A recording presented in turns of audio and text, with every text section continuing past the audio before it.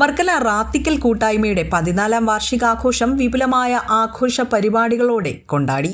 2023-24 അധ്യയന വർഷത്തിൽ ഉന്നത വിജയം നേടിയ റാത്തിക്കലിലെയും പരിസര പ്രദേശങ്ങളിലെയും വിദ്യാർത്ഥികളെ പരിപാടിയിൽ അവാർഡ് നൽകി ആദരിച്ചു. പ്രവാസി സംഘടനയായ റാത്തിക്കൽ കൂട്ടായ്മ പ്രദേശത്തെ സാമൂഹിക സാംസ്കാരിക ജീവകാരുണ്യ പ്രവർത്തനം ലക്ഷ്യമാക്കിയാണ് കഴിഞ്ഞ 13 വർഷമായി പ്രവർത്തിച്ചു വരുന്നത്. നിരവധി പ്രവർത്തനങ്ങൾക്കായി ഇതിനകം 2 കോടിയോളം രൂപയാണ് നൽകിയതെന്നും 40 പേർക്ക് പ്രതിമാസ പെൻഷൻ നൽകി വരുന്നുണ്ടെന്നും മാനേജ്മെന്റ് അറിയിച്ചു. നിരവധി പ്രവർത്തനങ്ങൾക്കായി ഇതിനോടകം 2 കോടിയോളം രൂപയാണ് കൂട്ടായ്മ ചിലവാക്കിയത്. 40 പേർക്കായി 2000 രൂപ വീതം പ്രതിമാസ പെൻഷനും നൽകി വരുന്നുണ്ട്. നാടിന് തന്നെ മാതൃകാപരമായ പ്രവർത്തനങ്ങൾ കാഴ്ചവെച്ച് മുന്നേറുകയാണ് റാത്തിക്കൽ കൂട്ടായ്മ. UAE-യിൽ രൂപം കൊണ്ട കൂട്ടായ്മയുടെ നേതൃത്വത്തിൽ നിരവധി സ്ഥാപനങ്ങളാണ് നിലവിൽ വർക്കലയിലും പരിസര പ്രദേശത്തുമായി പ്രവർത്തിച്ചു വരുന്നത്. റാക്ക് മാർട്ടിന്റെ പുതിയ സംരംഭമായ റാക്ക് ഫ്രഷ് ഇടവ ഓടയം ഭാഗത്ത് പ്രവർത്തനം ഉടൻ ആരംഭിക്കുമെന്നും മാനേജ്മെന്റ് അറിയിച്ചു.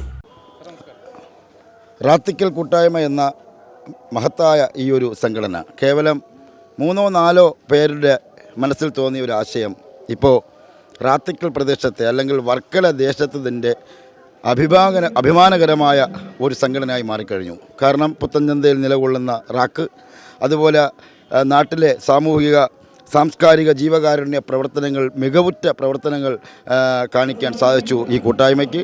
അതിൻ്റെ 13-ാം വാർഷികത്തോടനുബന്ധിച്ച് നടന്ന വലിയ രീതിയിലുള്ള 2-3 ദിവസത്തെ പ്രോഗ്രാമിൻ്റെ അവസാന ഘട്ടങ്ങളാണ് ഈ നടന്നുകൊണ്ടിരിക്കുന്നത്.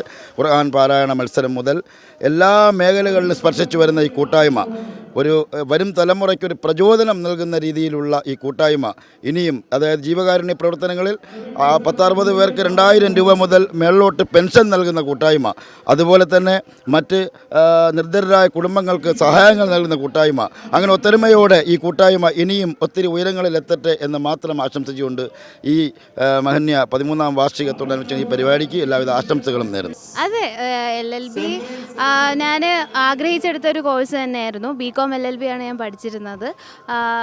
ഒരുപാട് പഠിക്കാനുണ്ട്, പക്ഷെ നമ്മൾ കുറച്ച് എഫേർട്ട് എടുത്താൽ ഏറ്റവും നല്ല ഒരുപാട് സ്കോപ്പുള്ളൊരു മേഖലയാണ് LLB എന്ന് പറയുന്നത്. ജുഡീഷ്യറി ആയാലും, അതുമാത്രമല്ല ലോ ടീച്ചേഴ്സ് ആവാൻ ചാൻസസ് ഉണ്ട്, സെഷൻ ജഡ്ജസ്, അങ്ങനെ ഒരുപാട് ചാൻസസ് ഉള്ള മേഖലയാണ്.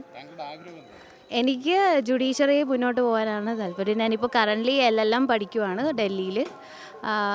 അതാണ് എൻ്റെ ആഗ്രഹം. വെട്ടൂർ ഗ്രാമപഞ്ചായത്ത് പ്രസിഡന്റ് ഷീജ സുനിലാൽ, മുൻ പഞ്ചായത്ത് പ്രസിഡന്റുമാരായ ബുഷറ സ്വാദിഖ്, അഡ്വക്കേറ്റ് അസിം ഹുസൈൻ, റാക്ക് കമ്മിറ്റി ഭാരവാഹികൾ, മുൻ പ്രസിഡന്റുമാർ, സെക്രട്ടറിമാർ തുടങ്ങി സാമൂഹിക സാംസ്കാരിക രംഗത്തെ നിരവധി പ്രമുഖർ പരിപാടിയിൽ പങ്കെടുത്തു. ബിസിനസ് ഡെസ്ക്, വിസ്മയ ന്യൂസ്.